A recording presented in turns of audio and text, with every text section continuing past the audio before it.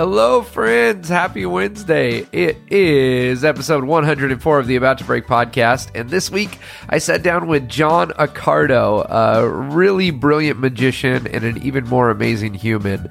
I was looking forward to this conversation. John's been on my list for a while. I'm so glad we made it happen. And we had it was wild. I didn't expect it to go this way. I don't really go into these with any expectation other than treating it like summer camp. Like, let's have fun, let's make memories, and let's make friends. But John, who is already a good friend and a buddy, I just feel like I know him so much better after sitting down and having a talk. I'll tell you, friends, you can have this happen too. Just sit down with people without, any agenda, and have a conversation, and you'll realize that you're surrounded by some pretty incredible folks. This conversation starts with a crazy existential religious conversation about kind of both of our backgrounds, very different backgrounds, and then we're both in very different places now than we ever thought we would be. But also, it's just you'll hear. I don't know what to say about it other than I was surprised at how this conversation began with a deep conversation about life and all things important, and then ended in a wonderfully silly conversation about magic. So there's so much on here. I know you're going to love it. I am getting ready to hit the road right now. I leave in 6 hours and 20 minutes from when I'm recording this. And I feel, you can probably hear it in my voice. I've had the last couple of days a little bit of a cold. My buddy Mark James was visiting from London, and we had just a glorious time. We went all around LA. He's a big movie fan and movie buff, and so we're both Back to the Future nerds. We spent some time going to check out all the Back to the Future locations, and that was just rad. But late nights and not a lot of sleep leads to the sickness. So I'm loading up. I'm doing the echinacea and the elderberry and the vitamin C. I don't know if any of it works. What do you do when you've got a gig, when you've got to get to work, when you got to make the thing happen, but you're not feeling so great? What do you do? Let me know. Give us a call on the break line, 323-524-7456.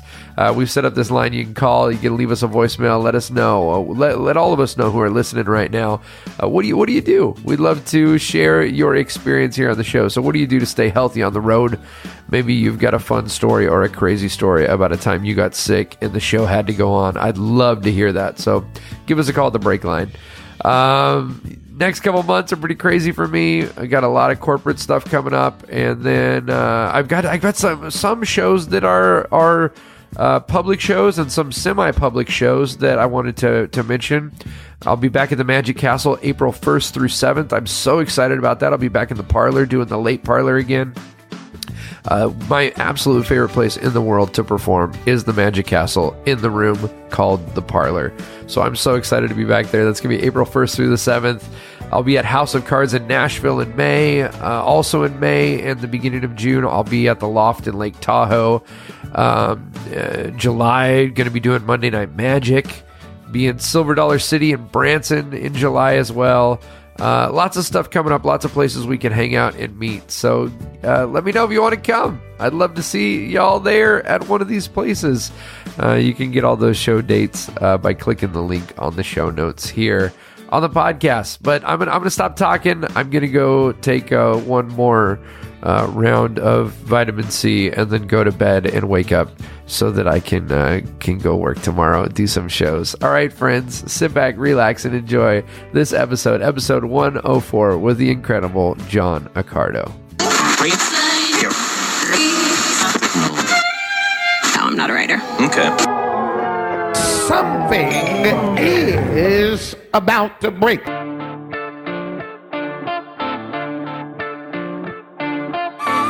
What was that? Give me that one more time. Is that a good impression? We weren't recording, but now we are, and no. I want to have it on there. Something is about to break. I like the about to break. Am I? That's There's like perfect. There's like a lot of gel. There's a lot of cheek in there. A lot of gels. There's a lot going on there. Where is that from? I don't know if I should say. That's from I found when I was first putting the podcast together and I was searching to see if there was anything else out there called About to Break. I found a sermon that this old pastor did from like an old Baptist church, and then I like messed with it to make it sound even crazier. Right. It was yeah. Hey everybody, welcome to About to Break. I'm your host Taylor Hughes, and I am sitting right now in our outdoor studio. This is a new addition we put in. I don't know if you like this. I'm sitting here with John Accardo. I feel like I'm on that Bear Grylls show, Man vs. Wild. We are. First of all, we do have so many things to talk about. I'm gonna have the hardest ADD problem here, but you host a podcast. I do have a host of called The Setup. Yes. With Chris Grace, who's been on this show. Mm-hmm. And when I recorded with Chris, he said, "Oh, come do it at my place." And then I got there and he had all the gear set up. Yeah, and I'm very spoiled. Yeah, He does all the heavy lifting. He's got a whole studio set up in his garage, and so the only thing, space heater. It's very nice. So the only thing I could do worse than telling Chris, "Yeah, we'll do it at your house and you can record it," is to have you meet me on the street. We're literally on Sunset Boulevard in Cahuenga at a coffee shop. Right. Phil's coffee. Phil's coffee. In the wind. Here's how cold it is. We're in Southern California, and John is wearing a pea coat. Over a hoodie. Yes. Over a hoodie. Yes. I prepared for an Arctic tundra. You've got a pea coat, a hoodie, a shirt, and then do you have an undershirt as well? I have a t-shirt on. You're 4 layers I'm on. wearing long underwear right now. You're like a Schoolcraft coin set. I feel like just layer after like an layer. orphan in a Dickens novel. That's great. That's the goal I go for, to take care of my podcast guests. Yeah. I hope this wind isn't. It sounds fantastic. No one's going to even know what's going on, but John is over here dying. You can put your hoodie up if you want. No, it's fine. That's it. I'm very comfortable. I'm so excited to be here. I'm so. We have. Okay, so I saw you. I'm trying to think of how long. It's probably been a year or maybe. Well, when I saw you at Magic Bar. Yeah, that would have been around February or March, around that time. Yeah, so it's probably. Because I remember you saw me at the Magic Castle last year, and that was in May. Yep, that's right. So it would have been before that. So. Yeah, that's crazy. Yeah. That's crazy. And I've been nothing since then. So your knowledge of my career is up to date. Oh, please! I always laugh when they introduce me as he performed all 3 showrooms at the Magic Castle before the age of 21, and I always want to add, and he's been writing it ever since. Right. Maybe, I'm still writing that. I'm still writing before he turned 21. Yeah, but you're also a lot closer to 21 than I am. That's true. I'm 25. Oh, yeah. I am 38 years old. But I've worked hard to look even older. You look very good. You and David Stryker. Oh, dude. It shocks me that you're both. Dude, David looks like the boy wonder. He's like... David looks younger than me. He and I walk around together. I just finished a 90-day run of hair loss medication. Yeah. Yeah, it's not fair. I do feel, though, and David, if you're listening, I feel like one day... I've gradually gotten older. I feel like one day he's going to wake up and just have like a reverse Benjamin Button thing. He's going to be like a 50-year-old man. I think a reverse Benjamin Button thing would just be regular aging, right? Because you age in real time. That's true. So I'm not trying to. No, that's good. Reference. That's good. Can I swear on this thing? Yeah, absolutely. Okay. You say swear as much as you want. Okay. We have a whole segment that's only swearing. Cool. Yeah. No, you can say whatever you want, however you want. That's how we roll, man. All right. That's why we're out here in the cold. Yeah. Nobody. There's no rules out here. Yeah. It's the Wild West. We were having a very great conversation. We started getting into like spirituality. Right. We did. And then I was like, hold on, let's put the microphones on. Right. And then I killed the moon. We can get back into it. That's great. Where should we begin, John? I've had you on a list. This is what I was going to say. I've had you on a list on my phone. I have a running tally of all the people I want to talk to. That's so nice. And I think you've been on this list probably longer than anyone who's currently on that list. Oh, I appreciate that. Which just means either... Which means you wanted me on, but not enough to really not enough to really make the effort. I was like, I got to go find a cafe somewhere. So I'm glad. Well, you have some big names on this. I'm a big Matt McCarthy fan. And he's the best. He's incredible because I'm a huge Pete Holmes fan, and he was a big part of the Pete Holmes show and all those Batman sketches. And I think the Pete Holmes show is one of the most underrated shows of the last decade. I think it's so good. It's weird that you can. I mean, he did like 80 episodes of that show. It's weird that could have happened, and most people don't even know that show ever existed. I know, it's incredible. That's how much entertainment is available. Yeah, it's pretty unbelievable. There's so much So you much and I, stuff. we could have a geek out fest right now about how much we both love. I love Pete Holmes. Yeah, Pete Holmes. Well, getting back into that Do it. spirituality conversation. There you go. Pete Holmes kind of like got you thinking about what happens next. This sounds really, really, really dramatic. Yeah, But Pete Holmes kind of saved my life. dude. Holy moly! Yeah, are we diving into this? Well, Pete listens. Let me take. Oh, let's does he? no, I don't. I don't think he does. Peter, But let's just put me in talk. your Largo show. Yeah, just talk. Yeah. Hey, Pete, you like magic? You talk about it a lot. I mean, boy, there'll be like 40 minutes of this, and then you'll ask me a single question about magic. And I'll no, go, yeah, let's magic's do it. cool. No, let's do it. Well, no, I think last year was the first kind of like, I would say bout of depression. I don't know what you would call it, but Yeah. a lot of things kind of came crashing down sort of all at once. I had gone through a big breakup. It had been a 4-year-long relationship that, and it was at the time, it was literally the entirety of my 20s. Yeah. So you're kind of faced with this, who I am, where I am in my life. Right. Everything about me is different now than it was back then, and I have to sort of relearn all of that. So at Now- this time, were you like, this person's the one? This is my, or you weren't sure? We weren't sure because there was a very big religious divide that we knew we would always have to tackle. Yeah. And so we both, I think, without admitting it to each other, knew that this was not going to be permanent. I'd say 6 to 8 months before it ended. Really? Because But- of the religion thing? Yes, I think, that, tied to issues of like living together, issues of sex, issues of raising children, all of these things. Right. When we started dating and I was 20 and she was 21, those issues weren't a They big weren't- they deal. were, like, we were non-issues, also yeah. long distance. She was going to school in Singapore. Yeah, that makes the living together or the sex thing a little easier A little to bit deal easier. with. A little bit easier. So then, of course, the longer you get into that relationship, the more prominent those issues become, etc. So, yeah, we broke up last March, about 11 or so months ago. Things are great now. We're actually on very good terms. We're on good, that's we're good. good friends. But I think we were both realizing there's definitely an end date here. And for me, I was not in a place where I was ready to get married financially or otherwise. Yeah. Was she ready? She was wanting She to was get married? not. She wanted. Okay. It was going to be a few more years for her as well. Okay. But I think me being a not very religious person at all, kind of struggling with spirituality and religion, and not ever really being able to take to it the way she wanted to, and the way she really tried to get me to. I think when we kind of wouldn't talk about it and wouldn't deal with it because of the tension it caused, that equilibrium favored my life view rather than hers.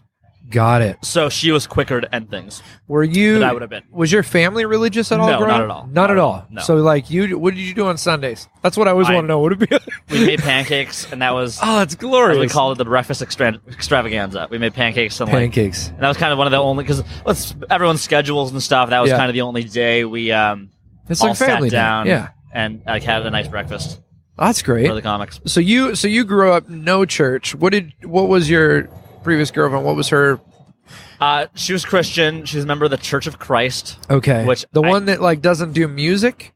No, they do music. Okay. To this day, honest to God, I still don't exactly know what it is, and I feel bad. You don't? She's not gonna listen No, to this. you know. There's like 40,000 different Christian denominations, like that all Right. think different stuff. And to me, calling yourself the Church of Christ, I'm like, aren't they all? Right. That you can't. Come It's on. like when you're driving, you're like First Baptist. Right. Like, It's like, which sect of Christianity are you? Oh, we're the ones that like Jesus. It's like, okay, well, come on, you don't get to corner you that don't get one. you don't get to own Jesus. So we broke up, which was, of course, after 4 years, and you're 24 yeah. is a bummer. What ended up making that better, and what made it easier to get over that, and easy for us to become friends, actually, 5-6 months later, was the fact that I agree. I mean, everything she said to me when it happened is stuff I had pictured her saying. I knew it was coming at some point. You've had this conversation in your head. And, I mean, there was really just so many big, just impossible to reconcile issues about how we wanted our lives to be and what we wanted out of a partner, what we wanted out of a marriage. And so it kind of made it easier in the long term. There's not a anniversary I wish I remembered, or, a fight or something I said that I wish I didn't, that I can cling on to and hope, if I had only done that differently. It went as far as it could have. It ended. And that was that. And so in the long term, and in the first couple of weeks, it kind of made me feel powerless because there was no way for me to bargain my way out of this in my head. I'm like, how can I fix this? There really wasn't any. But in the long term, it made it quite a bit easier. Now we're good friends. She texted me this morning a joke about Impractical Jokers. Oh, that's Practical good. Jokers? Yeah, oh yeah. Well, Oh, wait. You look like you were going to say something great, and then I didn't say I love it or I hate it. So you can say whatever. She's a joke. No. There's one character in Practical Jokers that always gets like the shitty deal. Yeah. Murr, I believe his name is. And I don't have to go into the Impractical Jokers joke she sent me. Anyway, so that combined with, so I was kind of lonely. This was at 24. Yeah, this was like last March. Yeah. So, I just made a joke, but yeah, the family gene is kicking in, and I'm starting to lose my hair, and I can see it happening. And I also at the same time, like after a few months, signed up for these online dating apps, and that kind of crashed and burnt. Oh. And I was getting like no matches. Oh, and so you geez. just sit on swipe on Bumble for like 2 hours or some shit. And I'm like, You're just like playing the numbers game. I'm gonna swipe them all. Well, that's what, I didn't know how to do this. I'd never online dated before. Yeah. So a friend said, no, you just literally don't even look at the phone. You just watch TV and you just swipe. Are you serious? Yeah, it's just a numbers thing. And I went, what? okay. Like now playing that feels kind of gross. the love lottery. Right, and then you just, the people that say yes, then you pick from that selection. But Oh, it takes wow. too long to sit there and decide who you like and who you don't like. So I was doing that, and so I'd swipe for 2 hours, and I'd be like, holy shit, like, did 2,000 people just reject me? and this sounds dramatic and silly, but that was like the first piece of, I felt like, hard evidence, like, you're unattractive and no one will love you. Like, plus a big breakup. Oh, buddy. I wasn't spending a lot of time with friends of mine, and I was having trouble, like, there's a friend of mine that I was going to hang out with, and they just kind of disappeared on me. It was sort of weird. Yeah. So I was like, great, well, I can't even have a regular friend that's a girl. And then, like, my hair was going. I'm like, well, I'm already unattractive, and this is going to be... Oh, bud. I This can feel is, it. So, and this then is a lot for you to be dealing and with. then Man. it was a bummer. I agree. I was also not loving it. So Jeez, man. I was one night I was watching my Magic Castle act from May. Yeah. I watched a video. I filmed like 4 shows that week. Yep. And I remember the one I watched was just one extra one that my mom filmed on her phone, just in case. Yeah. Because I didn't love the ones that I had gotten shot professionally. I thought those shows were okay. And then I changed a lot in methods because Shudogawa told me how bad some of my methods were, which is a funny story we should talk about later. All right. And so then I watched that. This is like June or July. I'd never watched it. I was like, because the way people were afraid to watch themselves perform. Yeah. I sat down. It was like 2 a.m. I watched it. And I absolutely hated it. It was just after you had done like 21 performances right. of this yeah, show. 28, 29, whatever, however many you do in a late close-up. Yeah, okay, yeah, and so I remember like I just hated it, and I was like, oh my god, like I don't have anything. Jeez, like buddy. I don't have a lot of friends. My big 4-year relationship just ended. No one online likes me. I'm losing my hair, So it's I'm drawing back from jumping in and being like, "You're not correct." I know, but and now I'm in a spot where I- that's why I'm comfortable talking that's about where it. I want to hear the process. this what morning I mean? I'm like, I wonder if I'm going to go in. I just don't want everyone to be like, "Man, Taylor's a dick. He's not even like encouraging John." I'm gonna edit in a part where you go like, and those are correct instincts. You should quit. but then there's a couple weeks where I was like, it felt like there was a round table where every part of my personality was like who I am in a relationship, who I am to other people. Am I attractive? Am I talented? Am I this? Do I have friends? And it felt like no matter where I looked, I had it was bad. Buddy.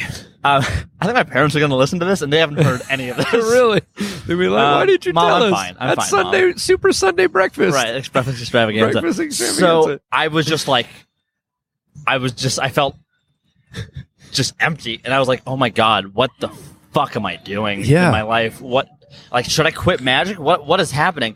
So all that long bullshit story to say that I don't know why I'd started listening to Pete Holmes' podcast more. Yeah. But I was listening to him talking to these comedians. Like, he has this great episode of John Mulaney where they talk about the immense failure of his sitcom. Yeah. And John Mulaney's one of my favorite comedians. Is not my favorite, and that sitcom was trash. So I'm like, great. And so hearing him talk to these people about failure, and then that kind of got me tuned into the more religious episodes that he did with people like Rob Bell. Right, and yeah, Kent because he Dobson. always talks about comedy, sex, and God. Right, pretty much, exactly. So he was talking about God a lot, and the things he was saying really resonated with me, and they really brought me peace, and they really calmed me down, and they kind of brought me some security.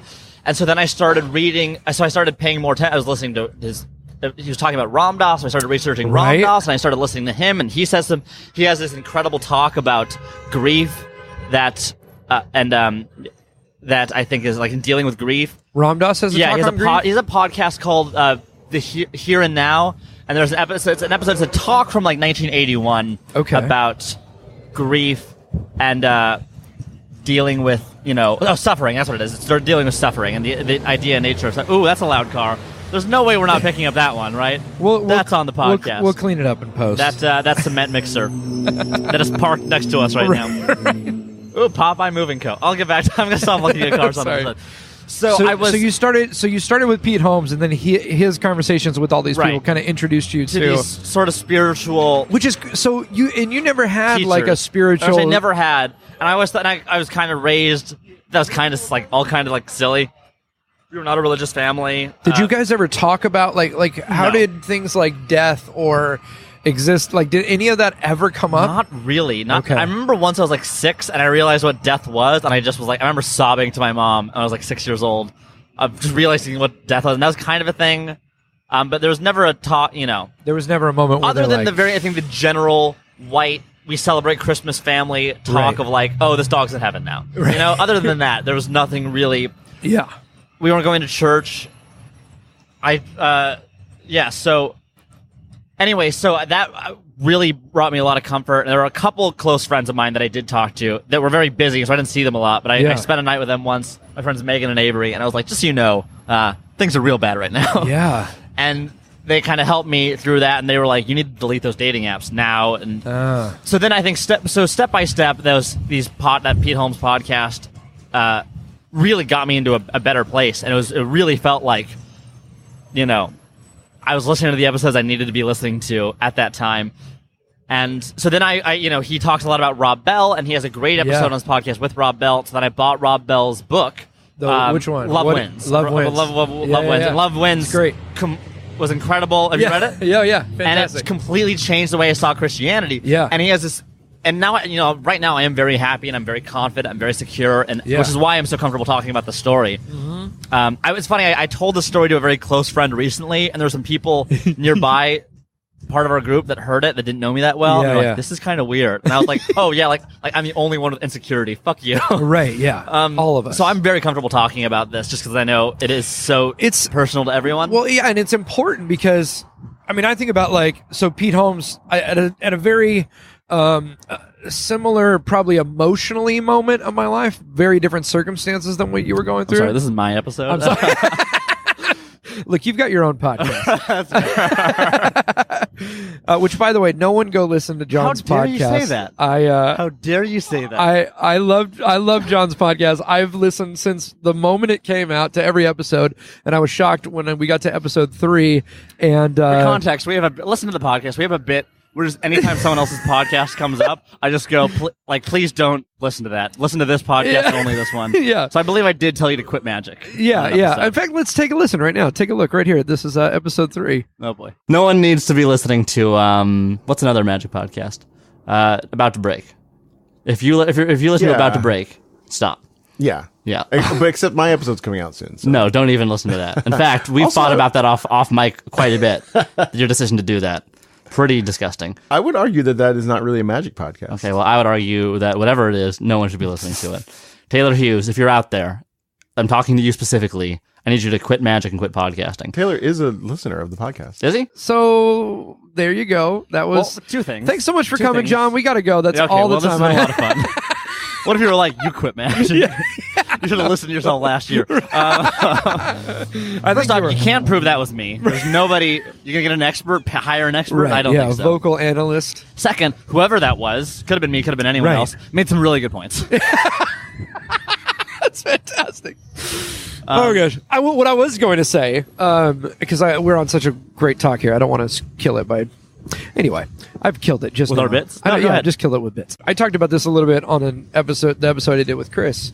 Is that I was at this point where I've basically lost everything I knew and loved, in a matter of weeks. And it was listening to Pete Holmes' podcast that got me okay. I had stopped. I've read the Bible 4 times cover to cover. Yeah, totally. Me too. Up. Yeah, I'm not saying this as a bragging thing. Right. I'm saying I grew up in a different culture than I am part of now. But so like I literally was so hurt by people within the church that I didn't want to talk about it. It's pretty incredible. Examine it, think about it. And then it was listening to Pete Holmes, and then he through Pete rediscovering Rob Bell. Right. And so, yeah, that book, there's a passage in that book that I think of so often, and it was very interesting because he has a whole section about the idea of rebirth. Mm-hmm. And, you know, who I am now, I'm very confident. I'm really happy with where I am in my life and who I am in my life in a way that I wasn't last year and would not have been possible without all of the things that happened to me last year. Right, yeah. And he has this great section in his book about rebirth and how everything we know in life is about death for resurrection. You know, the food we eat dies so that we may live. Even the plants are living until we kill them. You know, our skin cells die so that more can be regenerated. Yeah. And he gives up, and other examples, I'm sure. Yeah. And so it was really interesting to think that everything about who I was a year ago sort of had to die for me to be who I am now, which is weird because it was that breakup because I wasn't religious brought me closer to like the Jesus story that I'd ever been in my entire life. Man? Like that whole idea that like your cells are replicating and your skin is dying off, but somehow as your body is constantly changing and parts of you are dying off, it's somehow still staying John. Right. That's incredible. That's so insane. Weird. So a cousin of mine is a practicing Buddhist. His name's Chris, and that's not a very Buddhist name. No, he changed it to Chris. It was actually it was an Indian name, and he good. I was like, I think I went the wrong way on that, my friend. So he recommended some Buddhist books to me because I noticed that there were some ideas that I thought were Buddhist, and so when I talked to him, I saw him at a family funeral last year. I said, these are ideas that I'm really, really flocking to. And I think I heard it as a Deepak Chopra quote. I don't think it is, though. Okay. But the quote is that the root of human suffering is trying to maintain permanence in a world that is inherently impermanent. Oh, yeah. And so the idea of, so I think about that a lot. When our dog dies, we're crying because we thought we were going to have that dog. We're not crying because that dog won't get to be a dog anymore. You're crying because you are going to miss your dog. And it's kind of you having to deal with the fact that it's the loss of that. It's the loss of having something, also sort of subtly confronting that you are impermanent. Right. And, like when my grandfather passed away last year, and he was 89. He had very little memory. He had no idea who most of his family was, including myself. Wow. He had a very low quality of life. He didn't live at home anymore. He had to live in a different state at a facility for his memory. And when he passed away, I was really kind of happy about it, just in terms of his quality of life was so poor. Yeah. He was conscious enough to know that he wasn't at the home where he lived his entire 85 years. Yeah. But he didn't really know, he wasn't really conscious enough to know anything else. He didn't remember anyone in his family. And he had enough memory to know that he kind of didn't know that. And it was just a really painful quality of life. And so I would just, I kept saying that the worst thing that could have happened would have been for him to live on the way he had been living. And so I was really at peace with that. And that was a big kind of spiritual step, was sort of dealing with that. And and so, I've been thinking a lot about the idea of impermanence. And I think that is just kind of how you deal with death and how you cope with and prepare for death, is just understanding that everything. So now I will, I don't do this as commonly as I should. Some friends have kind of noticed this, but I will sort of pray before meals. Not in a religious sense, just as a taking a moment to, like this, just to become like present as, in what's happening, or exactly. Just be present in the sense that everything about this moment now and what I have now and who I am and everything will be gone sometime. And that's not a sad thing. That's not a dark thing. That's a beautiful thing. Yeah. My grandfather dying was he did it. He made it. He was 89. He was very successful. He raised a family. He did. He spent every day doing exactly what he loved, and he lived around a bunch of his family. Like but we treat death as like a failure. A loss. Yeah. Ram Dass talks a lot about that. That's a big Ram Dass thing. It's like we treat death as a failure, and that is something I really walk with a lot. Is that it wasn't a failure. Right. We didn't lose anything. He just what I thought of it was like it was like a marathon. Right. He ran a marathon and he finished it. And that shouldn't be met with sorrow. That should be met with celebration of what a thing he did. Anyway, let's talk about magic. No, it's good. I mean, I will say the brand of Christianity that I grew up with. And I'm still very drawn and kind of, I still like the teachings and the story of Jesus. Like, it's probably made a bigger difference in my life than any other thing. Right. But the brand that I grew up with, yeah, do it. The brand I grew up with was very much like, life is really hard, and someday you're going to die, and then it'll get better because you're going to heaven. Right.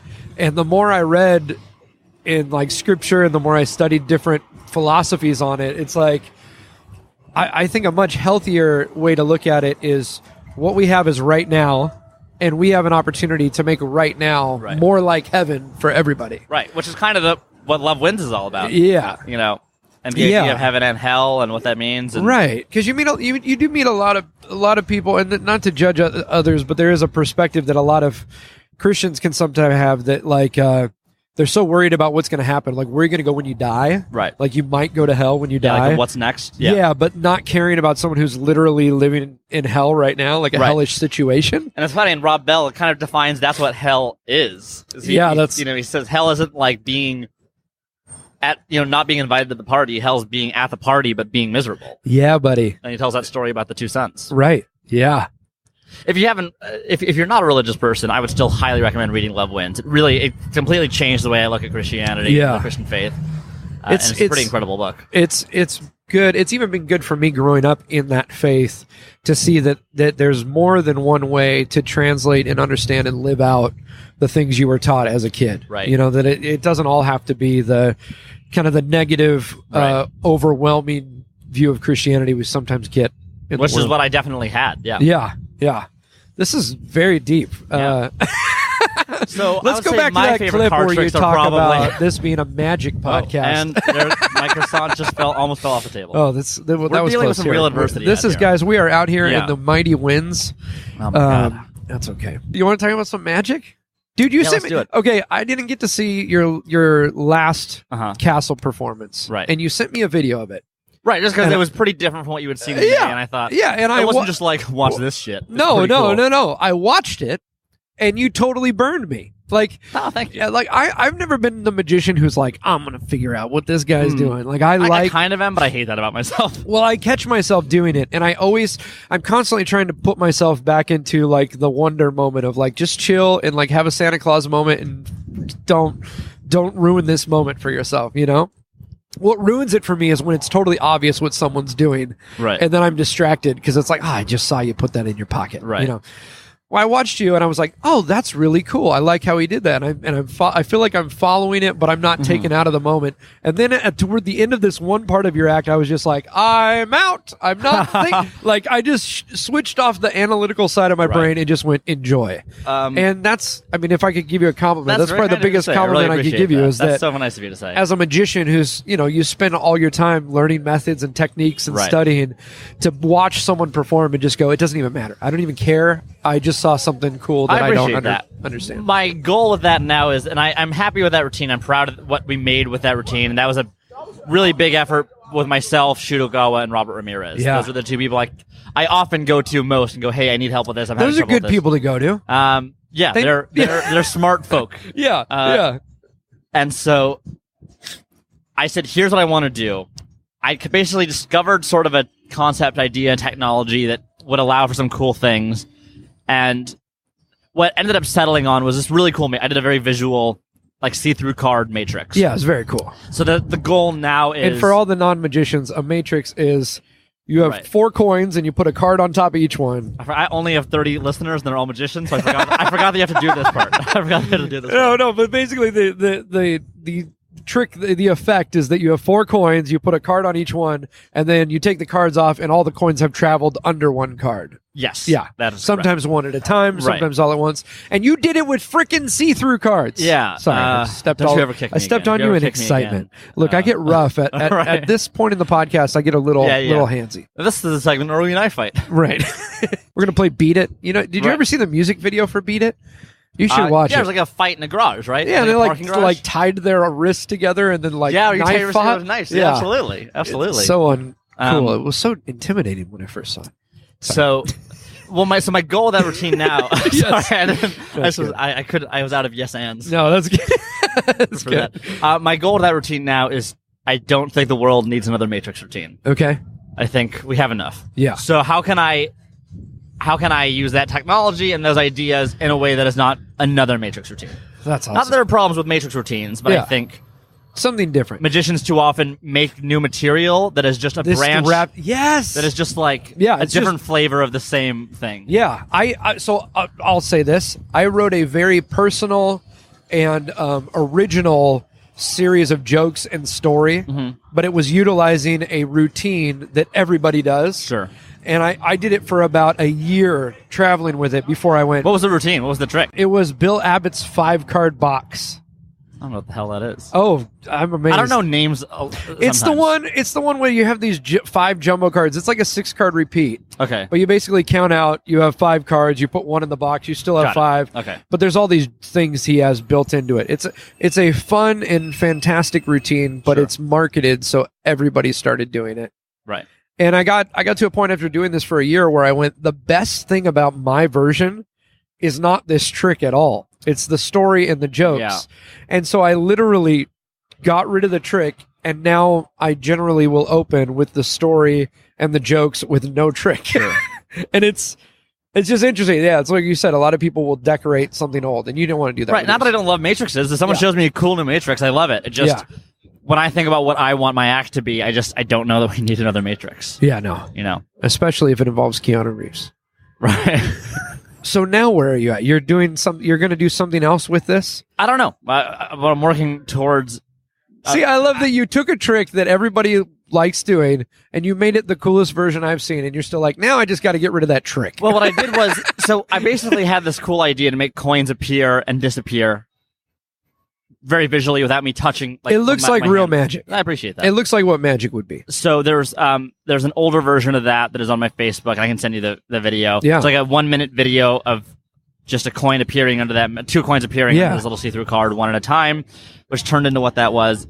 And so then I went, great. Oh, I can make this cool see-through matrix where the coins appear. And then I went, oh, well, I can't just start with see-through cards. There's no context. I can't just do this big finale with nothing else. It needs to be a longer routine. So then I took 2 matrices that I do really like, and I put them in with regular cards, and I advanced up to see-through cards. So, which isn't a bad thing, but it was taking a very creative vision and realizing it can't stand on its own legs without this more traditional, not original version. Yeah. So the first 2 phases of that, which are matrices, are not mine. They're just marketed matrices. So that's kind of part of it. It's like, how do I make all of this original, and how do I make it something that isn't necessarily... Maybe it's, I don't know. Maybe it's not even a coin trick. I really don't know. But see, I love that though. That's you're thinking beyond where most magicians stop thinking. Right. Well, I have a problem. Most magicians don't think. I have a problem with that. Most magicians. Here's what I love. Okay, I gotta say this because you're not gonna forget where you're at. No. Okay. This is what I think about every day. The thing I love. Okay, when I first met John, and every time I've met John, he is the kindest, most polite, courteous, gracious person. Little anti-Semitic, though. And yet, I don't know where you're going with this. Unless you're one of the chosen. Oh my God! No. Oh, we might have to cut this part. I'm not gonna leave it in. No. I don't know. But every time I've met him and just watching you perform, I know you know. Okay, you can tell when someone knows a lot about magic. When they've researched and they've studied and they've witnessed a lot of magic, you can just tell when someone is versed, like they've studied more than just the 5 tricks they're doing. Right. You know what I mean? Because of that, in my head, I'm going, I bet this guy's got some real thoughts about the art. This is why I love your podcast, because when I first turned it on, I was like, oh, here we go. This is the side of John that you don't see when he's performing at the castle and shaking hands afterwards. Can I also tell a quick story about you before I forget this? The first time we met was at Magic Bar. I was performing at Magic Bar. By that point, was it just one performer? Was it just me? Besides Ben.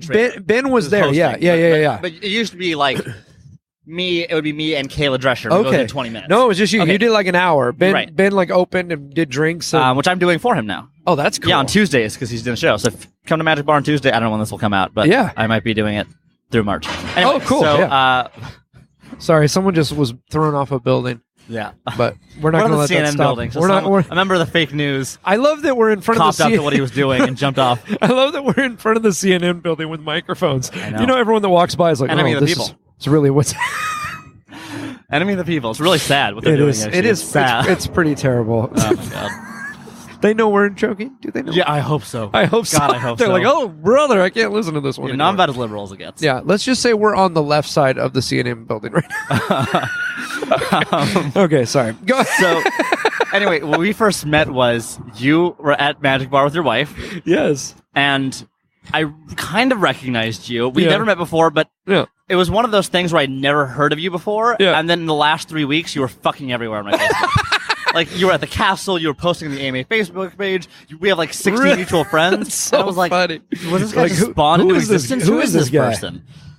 And so I saw you at the castle, and I didn't recognize you, and I was, I All right, tried to talk... Magic Bar or the castle? the Magic Bar. Magic Bar. Excuse me, Okay, Magic yeah, Bar. And I was shaking hands, saying hi to people as they Yeah. came in before the show started, because you're kind of standing there with them and talking to them. And one of the questions I asked if people seen a lot of magic, were they seen a lot of magic? And when I said, "Have you seen a lot of magic?" You and your wife sort of looked at each other and you went, "Yeah, we've seen a lot of magic." Which is exactly what Did I say. do it in like a douchey way? Oh, okay. We did exactly what I was do, trying and to I be like, recognized it immediately because that was Okay. the. I don't want to say I'm a magician. right? Yeah, but I don't want to lie I don't to want him this answer. Yeah, And I give that answer all the time. Yeah, So, yeah, yeah. You see a lot of magic? I'll just go, "Oh, yeah, I've seen. Yeah. Yeah, a lot of magic." yeah. Something like that. Like if I'm not very popular, so if I don't wear my pin at the castle, a lot of times if a magician's in from out of town, they'll pick me for a show and not realize I'm a Yeah, magician. it happened to me today. Really? I went to Friday lunch and David Regal brought me up to sit at the table, which, by the way, we could talk all day about it. It's a very uncomfortable feeling. It is. You it's should funny. do it so that you know You how really to... should. If you can, like, go undercover if you're popular and be brought up on a magic Yeah. show, it's fucking It's- terrifying. Yeah, it's so... anyway, and I so- dealt with that today. So, yes, okay. So, like, that's why part of the reason why I have such a huge distaste for literally, I don't even care if it's very appropriate. Right. Literally any joke making fun of your spectator Right. will turn me off. Yeah. Anything about, like, if they did something wrong Nope. and you make fun of them for it, No. even if it's like, even if it's clearly a joke, even if it's warranted, even if the audience, Right. Well, it perpetuates what most people who hate magic think, is Right. that this guy's going to make me look like a fool. Right. And that's so. Oh God, Go we have so much to talk about. Okay. We're a terrible match because we both have such bad ADD. I know. So we met. I saw you at Magic Bar. Right, and Yes. I just thought that was a funny story in that you gave the exact answer of like, and then later I went, wait a minute, and then I knew I recognized you, so I looked up. You go on and it was Facebook. Taylor something. So I really pull out my phone, look up Facebook, That's find so you, and I funny. went, "You're Taylor Hughes, right?" And then we introduced So myself, funny. and we Magic's one of those things too where and it's the same thing. I had seen you on Facebook and like different places, but we had never met. right. And Magic's one of those weird things where like you kind of, even if you don't know everybody, you kind of know of what Right. people are doing, or a friend will post a thing that they did, but up until like 2 years ago, I was nowhere in Magic. Right. That's just- right. You recently jumped back in, right? Yeah, I mean, I was always doing magic, but I would never like go hang and go to things, or hang out with at the castle too much, and I just started doing more of that. A lot of the shitty stereotypes that Magic has Yeah, are incredibly well earned. yeah, They're bought and paid for by Magic. Most recently, people are talking about that sitcom that just got greenlit. Greenlit. Greenlit. Kenan Thompson, I don't know if you heard about this. No. Producing a sitcom about a female trying to make it into the Magic Palace. What? This is a sitcom? Yeah, I think it just got greenlit by like NBC or something. Wow. Are And they so- paying Carissa and Kayla for taking their everyday life and I hope trying to so. make a show out of it? I hope they're involved in some way. They should be. They deserve to be. But it sparked a bit of a debate because people started being like, "Oh, well, they better not make magicians look like dumb oafs."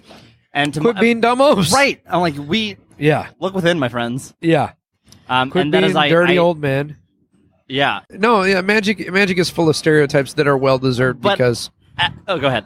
of the choices that performers make. Yeah. So what I've realized is, and this is, I mean, partly why I have a podcast to talk about this, yeah. is I've kind of boiled it down to sort of a theory. Okay. Or a sort of a thesis, is that when you have, I haven't like written this down, so it's still kind of like still sort of working it out. The idea is that when you have a art that does not require completely original material, where it is allowed to build off what other people have done in a very practical way, where you can make an effect, Right. sell, and other people can do that, Yeah.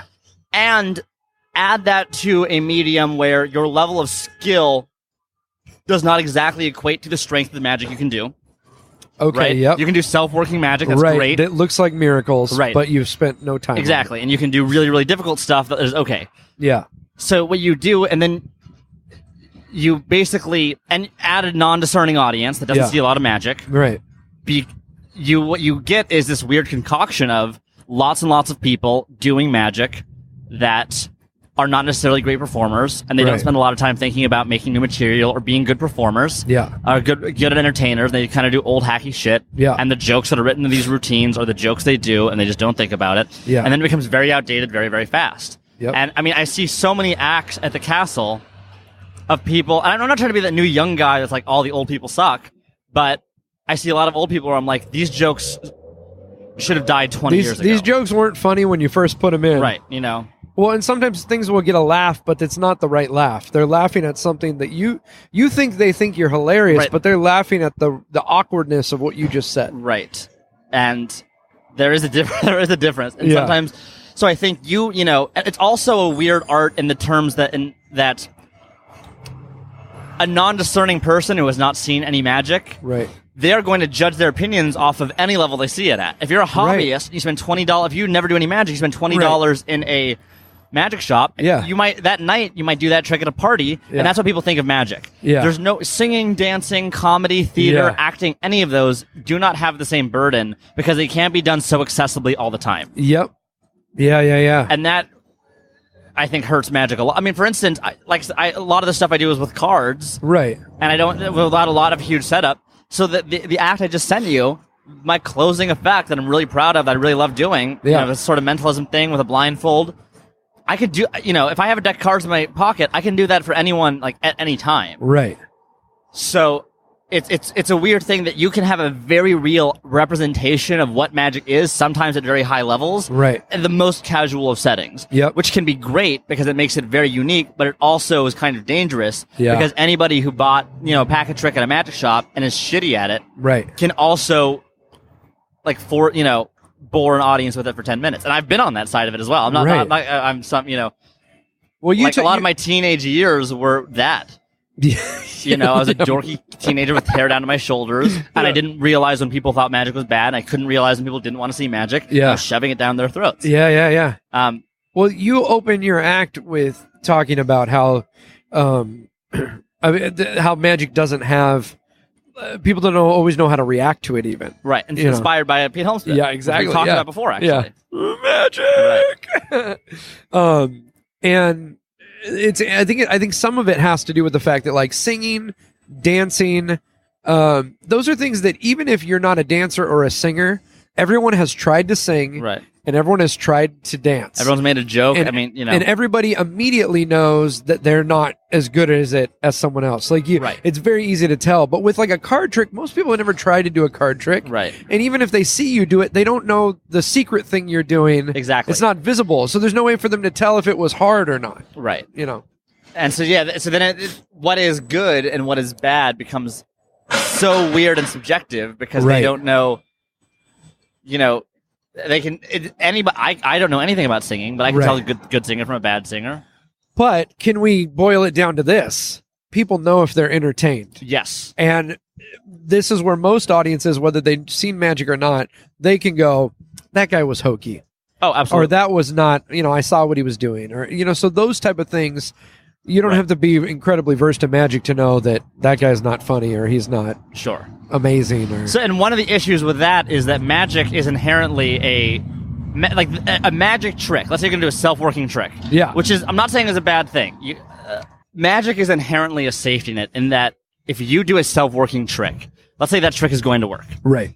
Now, if your joke bombs, you still have a magic trick to fall back on. Yep. So there's less pressure to become funnier because if your joke gets like a mediocre response, there's less pressure to change that because the reaction you're getting from the audience will still at the end of the day be positive. Yeah. Oh yeah. Whereas if you're doing stand-up and you're naked out there, you've just got a microphone. And I would be willing to bet, and I'd have to talk to some stand-ups to see if this is true. Yeah. But I think the reason you see a lot of stand-ups, so many stand-ups... Oh, you know what? No, I have heard this. Pete Holmes said this on his podcast. So I have kind of heard this somewhere. Yeah. He was saying that he had this theory that stand-ups tend to progress quicker than other creative mediums like writers, like anyone who does something privately, because it only exists in front of an audience and you're getting so much immediate feedback all the time. And if you're not working hard to improve, and if you're not actively trying to better your act, you will feel pain. You will feel rejection. You will feel failure. Whereas a screenwriter can work for a year on a project. And get no feedback on it. Yep. And so I think when you have a medium that lets you walk into somebody else's work and pick it up and use it as your own, which again, I'm not necessarily saying that's a completely terrible thing. Right. It will lead to people that rely on that too much and don't work hard on the performance of it. Right. Which is why I've asked Chris Grace to direct me, and because I think magicians need directors, and for some reason they're the only performers that don't have dancers and comedians and actors, and everyone has directors except for magicians. For some reason, we're the one that's like, no, I got it. I got it. I know. I figured this out. And it's the one art form, maybe not the one, but it's very clear to a singer if they hit the note. Right. But magic is so angly and so perspective driven. Sure. That if you're not seeing someone else, having someone else watch you and tell you that worked, that didn't. Yes. It seems silly not to do that. Magic is also weird. I used to say magic was the hardest thing to perform for an audience. My rationale there was that magic is the only performing art where you're actively hiding 90% of what is going on to it to the audience. Right? Like, actors just put it out there. Singers, comedians, it's all just kind of out there. There's no part of it that they actively do not want you, the audience, to see. Right. To an extent. I understand that there's some, stagecraft and, Right. I know that is not completely airtight. But generally speaking, there's so much of it that if you do find out something, most of the experience is ruined for you. Yeah. And there's nothing else quite like that, I think. Yeah. I now think that's not true. I think comedy is the hardest thing to perform because of that exact reason. If you're not funny, then you're done. But most comedians, and I'd say 80-90% of comedians who talk settle into a comedy role, right? Yeah. Is that a fair? I try to guess that number on my podcast. Wait, say it again. 80%. Like 80 to 90% of magicians that talk and are speaking during their act settle into a comedic role. Okay, yeah. Where they're, I'm a comedy magician. Not necessarily even that. Like, I don't necessarily label myself as a comedy magician, but I try to make jokes and try to be funny. Humor. Okay. Yeah, I say there are very few magicians that speak during their act and actively try to not be funny. Like Derek Delgadios and things like that. Right. Yeah. I don't know exactly what that stat is, and so that could be wildly off. But since most try to be comedic, that's where you hit that. If you have a safety net when your jokes don't land, and so jokes don't really progress. I've also been reading the Fitzky trilogy recently. Okay. It's by a guy named Dariel Fitzky. It's from the 40s, but it could be written today. It's amazing. Oh, that's great. And so in the first book, he's talking about why no one likes magic. And this is in 1942 when he's writing this. Yeah. And he talks about Thurston. Not Thurston. Who? In the 40s? In the turn of the century. Carter, Thurston, Keller. Keller. Okay. Keller, I think. And he says he was the most successful theatrical act anywhere. Yeah. And because nowadays there's nothing that would even come close to that. Yeah. But that was what the top of theater was Keller's act. Yeah. And so he goes, the reason why is because his act was very up with the times. He said even in the 40s, he goes, magicians aren't updating their act with the times, and they're kind of settling on what magic is. Right. And what it's always been, because I think magicians see it when they start out, and then that's what they fall in love with, and that's what they do always, and they don't update it. Because there's no discerning audience publicly forcing that change. Yeah. The way there is with comedy. You don't have to be a comedian to voice your opinion about, the kind of racial jokes that aren't okay anymore, the kind of jokes about women that aren't okay anymore, which overall affect the landscape of what kind of comedy is making it out to the public. Huh. Magic doesn't really have that. Maybe it's because... Are you talking about with the magic itself or with the comedy in magic? I guess the comedy in magic. That being said, I also kind of roll it up into one big thing. Well, yeah, a bad joke in magic will still be met with positivity because the magic was semi-decent. So they feel very little pressure to move it beyond that because they don't consider themselves comedians. They consider themselves magicians. Yeah. No, I get that. Yeah, I mean, I've even noticed. I've told different performers when they're going to do a corporate event to not introduce them as a comedian or not introduce them as a magician, but to introduce them as our presenter this evening. Right. Because here's the deal, in that kind of setting, if people are expecting, if you're introduced as a comedian and you're not hilarious every 3 seconds, right, you're not good. But if you're introduced as a speaker and you get up and you're hilarious every 3 minutes, right, you're the funniest person they've ever seen. Absolutely. But so magic is interesting because it carries, like you said, it carries bad humor because at the end of the day they're doing a trick. Right. But okay, talking about updating tricks. Right. This is why I have a love-hate relationship with card tricks. Okay. I also have a love-hate relationship with card tricks, even though I do almost exclusively them. Yeah. And I mean, for close-up, up until now, like, I've only done card tricks, really. But here's my argument, is that why do magicians use cards? Why is it accepted that everybody who's going to do a magical thing uses playing cards? It's because when magic was in its heyday in this country, everyone had playing cards everywhere. Right. It was like the accessible thing. It wasn't because they were just like, we will pick an object and that will be the object we manipulate for the next 400 years. And what I also think is that I think some people would maybe answer that as that whole, like, cards being, tarot and magic and all the fortune-telling stuff that cards kind of came from. Carry like a mystical... Yes, I think, though, that is no longer true. That might have been true 100 years ago or 80 years ago. Right. But nowadays, I don't think anybody is... I don't think that connection is true anymore. Yeah. So I don't think anybody can use that as a reason why. Yeah. And that's the thing that we just kind of accept Can we be honest and say because it's easier? Probably. Because it's easy to carry around one item that you can do 400 different effects with. Right. And that people just are okay with it. I mean, like, if you were going to do... let's say we had never seen magic before. And we just introduced the idea that here's a person who can do impossible things with everyday objects. The first thing you would choose would not be a deck of playing cards. Oh, absolutely. 100%. You'd pour out that coffee you're drinking, and then you'd keep pouring out more coffee, or you'd keep refilling, or... And then when I think about this, trick, and I'm like, great, I have this cool thing where I can make stuff appear seemingly out of nowhere without me touching it. It looks very clean. Right. I'm like, why would I be wasting that on a fucking coin moving from here to here? I wouldn't. Yeah. And which is why I am, but I'm also, it's really hard to break out of all of this magic I do know.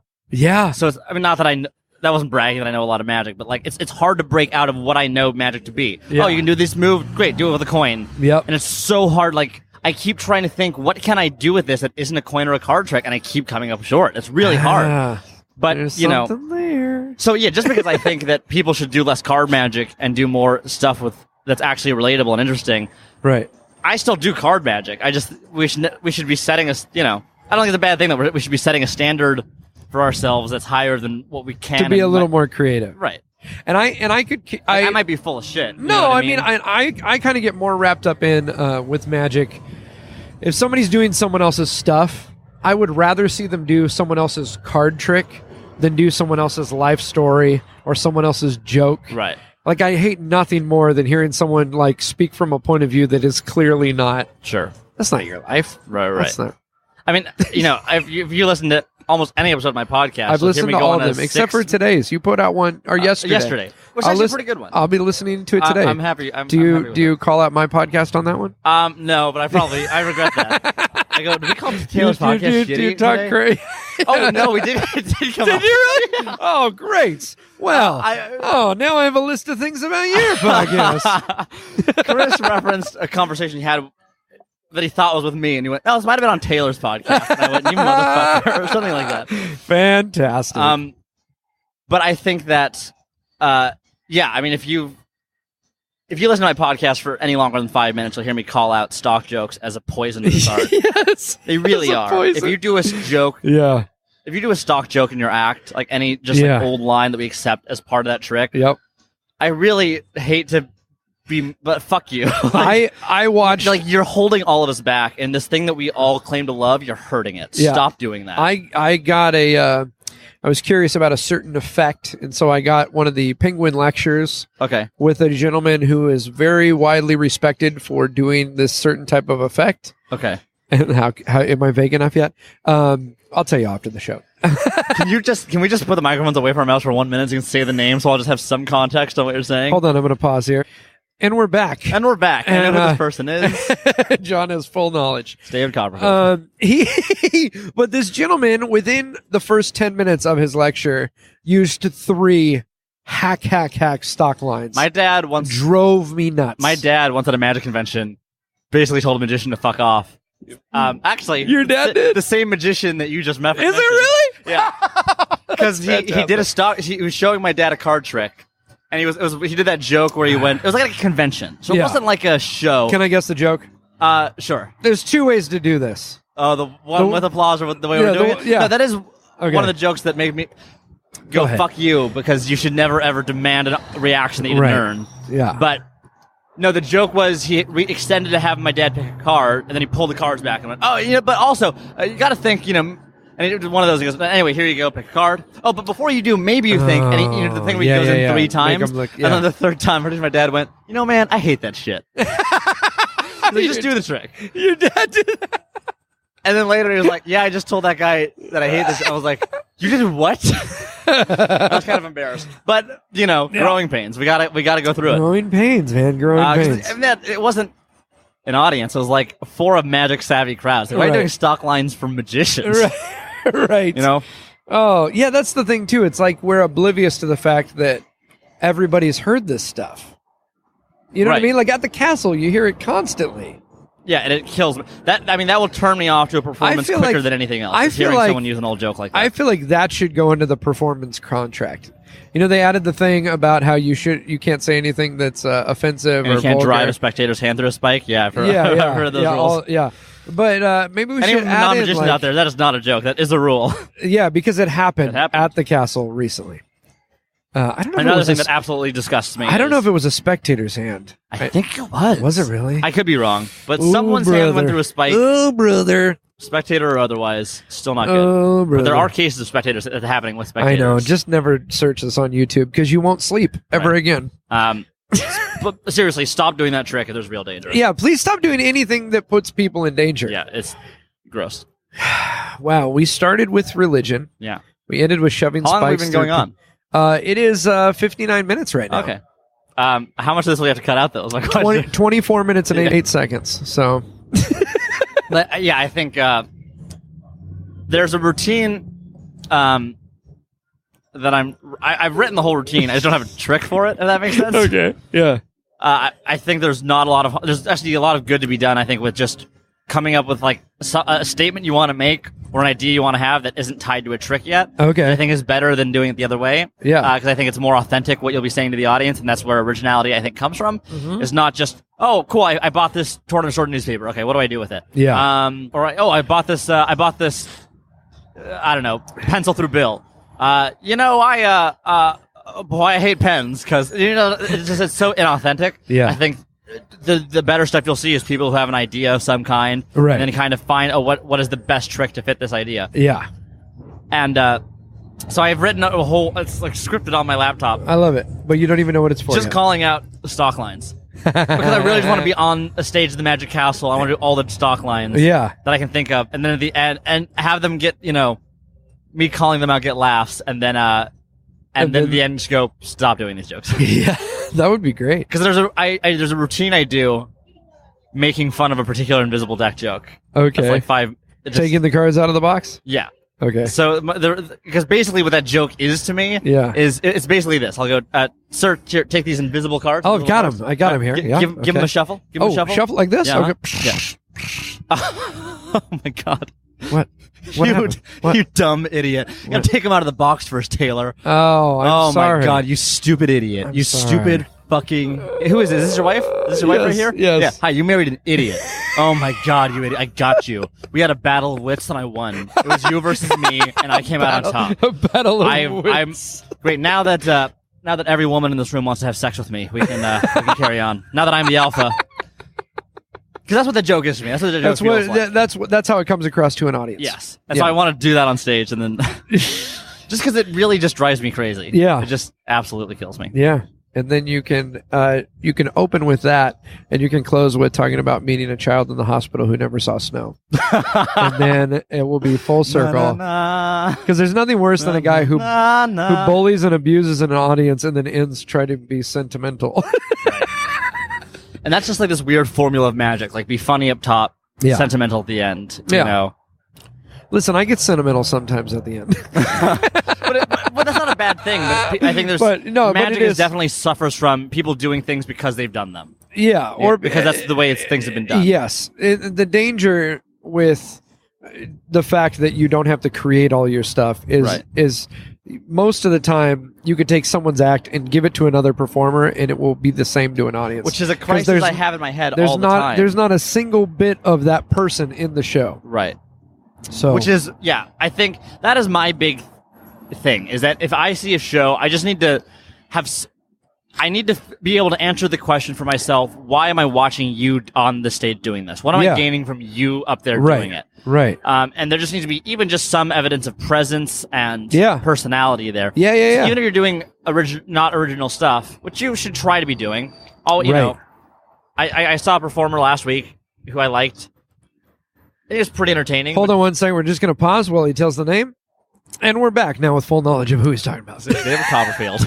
If you'd like to know all these names, go to the show notes. Right. For $5 or more, subscribe to our Patreon. For $5 or more on Patreon, we will name names.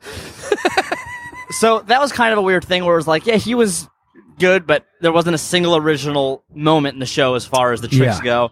So that was, for me as someone who enjoys magic, it kind of sent a bit of a signal. But that I'm more okay with than someone who is just doing the tricks but is not doing anything original with them. Yeah. An original joke or an original idea. And I sometimes feel like I see performers that you could just pluck somebody out, put them in, and it would be the exact same thing. Right. And Plug and play, You know, what are you doing? Why are you even doing this? If you're if you don't want to make original material and you're not interested in making an original act, you know, and I mean act in the presentational sense of the performance and the jokes if you're doing jokes.